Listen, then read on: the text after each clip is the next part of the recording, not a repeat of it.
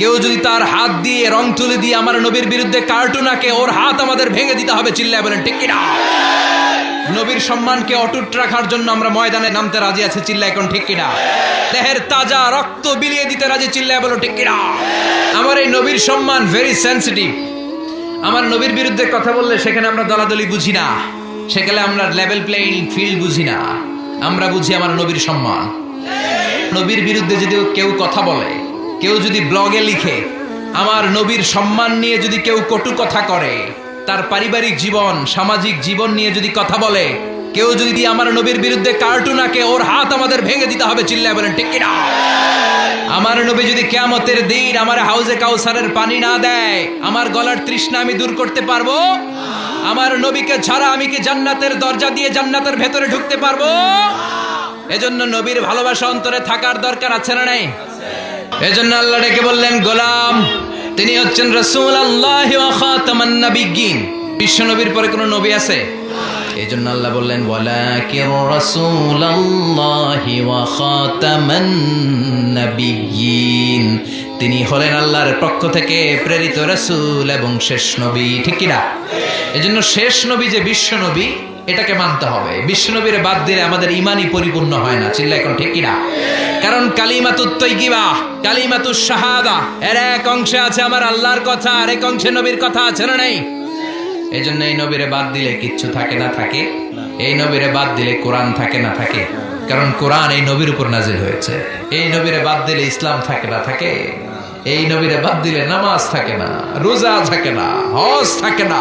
এই নবীরে বাদ দিলে কিচ্ছু থাকে না। চিৎকার করে বলেন ঠিক কিনা? এজন্য তিনি খাতামুন নবিয়্যিন।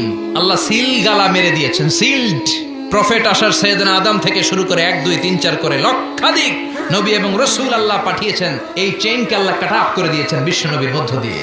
বিশ্ব নবীর পরে আল্লাহ তাআলা আর কোনো নবী পাঠায়নি, পাঠাবেন না। চিৎকার করে বলেন ঠিক কিনা? এজন্য এই মুভমেন্টটাকে স্ট্রং করতে হবে। বিশ্ব নবীর পরে যদি নবুয়তের দাবি করে, এগুলোরে সাইজ করতে হবে। চিল্লায় কোন ঠিক কিনা? বাংলাদেশে একটা মুভমেন্টের আমি নাম শুনেছি, ডক্টর এনায়েতুল্লাহ আব্বাসী সাহেব। এটার ব্যাপারে দেখি প্রায় অনেক কথা বলে, খতমে নবুয়ত ফাউন্ডেশন মুভমেন্ট। এটার জন্য ওনারে ধন্যবাদ জানাই। এই মুভমেন্টটা গোটা বিশ্বব্যাপী স্ট্রং হওয়া দরকার। কারণ আমার নবীর পরে কেউ নবী আসবে, এটা কোনো মুমিন মেনে নিতে পারে না। যারা এই বিশ্ব নবীর খতমে নবুয়ত নিয়ে বেয়াদবি করেছে, গোটা বিশ্বব্যাপী এই বেয়াদবগুলোর লাঞ্ছিত করেছে কে? মুসাইলামাতুল কাজ্জাব এক বেয়াদব ছিল, ইয়ামান থেকে এসে দাবি করেছে নবুয়তটা 2 ভাগ, অর্ধেক মুহাম্মদের, বাকি অর্ধেক আমার। সবাই বলে কে কইছে তুমি নবী? কয় আমি কইছি। আর বিশ্বনবী যে নবী, কে কইছে? আল্লাহর স্বীকৃতি। বিশ্বনবীর হাতে এত বরকত, বিশ্বনবী যদি ছোট বাচ্চাদের মাথায় হাত বুলিয়ে দেয়, বাচ্চাদের মাথায় চুল বড় করে দেয় কে? আর এই বেয়াদবটা বিশ্বনবীর মতো অ্যাক্টিং করে যত বাচ্চাদের মাথায় হাত লাগিয়েছে, সবগুলা বাচ্চার মাথা টাক মাথা করে দিছে কে?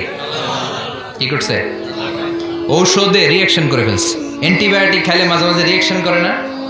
ও দাবি করেছে নবুয়তি 2 ভাগ, অর্ধেক মুহাম্মদের, অর্ধেক আমার। সবাই কয় এই মিয়া, এই আব্দুল্লাহর বেটা মুহাম্মদ তো হাত বুলিয়ে দিলে বাচ্চার মাথায় চুল বড় হয়ে যায়, তুমি নবী হইলে তুমিই করো। সে কয়েকটার মাথায় হাত বুলিয়ে দিয়েছিল অন টেস্ট। আল্লাহ সবগুলারে টাক করে দিচ্ছে। গোলাম মির্জা গোলাম আহমদ কাদিয়ানির নাম শুনছেন না? এই বেয়াদবটা নবুয়তির দাবি করছিল। এটা মরছে কই জানেন? টয়লেটের ভিতরে। টয়লেটের ল্যাট্রিনের ঢালাই ভাঙ্গা ভিতরে পড়ছে। নবীরা পবিত্র, নবীরা যেই জায়গায় মরে ওইটাও পবিত্র। আর এটা হচ্ছে গজব, যে জায়গায় পড়ছে ওইটাও গজব। এই বেয়াদবটা ল্যাট্রিন ভাঙ্গা ভিতরে পড়ছে। 30 বছরের ল্যাট্রিন, 30 বছরের দাদা চাচা 14 পুরুষের যত গজব আছে সব ওইখানে জমা আছে না নাই? সব গজব খাইয়া ওর পেট হয়েছে এত বড়। এটারে টাইনা উঠানো জানে, মেথর নিয়ে আসছে। মেথরেরা রশি নিয়ে আসছে, রশি দিয়ে গজবটারে টাইনা তুলে অনেক ভিতরে চলে গেছে। গজব খাইতে খাইতে পেট হয়ে গেছে এত বড়, অনেক ভেতরে চলে গেছে। রশি দিয়ে টেনে টেনে একেবারে তুলে ধরে ফেলবে, আবার ধবাস করে পড়ে। এজন্য বিশ্ব নবীর সাথে যদি বেয়াদবি করে, ওই বেয়াদবগুলারে ছাড় দেয়া যায় না। চিৎকার করে বলো ঠিক কিনা? কারণ তিনি হলেন প্রমিসড মেসেঞ্জার। বিশ্বনবী হচ্ছেন প্রমিসড মেসেঞ্জার, প্রতিশ্রুত নবী। তিনি যে আসবেন প্রতিশ্রুতি দিছে কে? সবাইরে জানাইছে কে? আমি যে এখানে আসবো অ্যানাউন্সমেন্ট হয়েছে না? দেলোয়ার ভাই যে আসবে অ্যানাউন্সমেন্ট হয়েছে না? কেউ যদি কোনো মেহমান যদি কোথাও আসে অ্যানাউন্সমেন্ট হয় না? ওই আমাদের তাফসির মাহফিলের অ্যানাউন্সমেন্ট হয় 2 দিন আগে। আমাদের সিরাতুন নবীর মাহফিলের অ্যানাউন্সমেন্ট হয় সর্বোচ্চ 2 সপ্তাহ আগে, তার চেয়ে বেশি হইলে 2 মাস আগে। কিন্তু বিশ্বনবী যে আসবেন এইটার অ্যানাউন্সমেন্ট হয়েছে মহাবিশ্ব সৃষ্টির শুরু থেকে।